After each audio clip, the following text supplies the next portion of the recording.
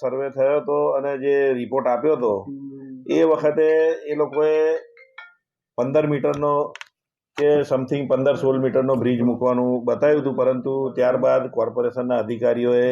એ લોકોના ધ્યાન પર લાવ્યા કે આ 24 મીટરનો રોડ છે, એટલે આની ઉપર જો આટલો મોટો બ્રિજ બનાવીએ તો સર્વિસ રોડની જગ્યા રહેતી નથી.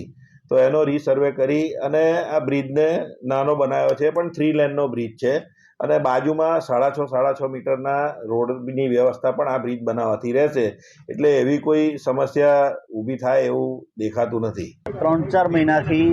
આ પ્રોજેક્ટની પાછળ કામ કરી રહ્યા છે કે આજે બ્રિજ બની રહ્યો છે એ ખોટી રીતે બની રહ્યો છે, એટલે વિકાસના નામ પર ખાલી ભ્રષ્ટાચાર જ થઈ રહ્યો છે.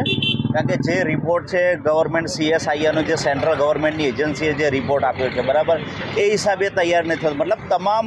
નિયમોને નેવે મૂકીને ફક્ત અમુક લોકોના ફાયદા માટે આ બ્રિજ બનાવી રહ્યો એવું લાગી રહ્યું છે. કારણ કે જો અહીંયા આજુબાજુના રહીશો દરેકને એનો વિરોધ છે, તો પછી કોના માટે કોના ફાયદા માટે આ બ્રિજ બનાવી રહ્યો છે એ જ અમને તો ખ્યાલ નથી આવતો. અધિકારીઓને રજૂઆત કરી,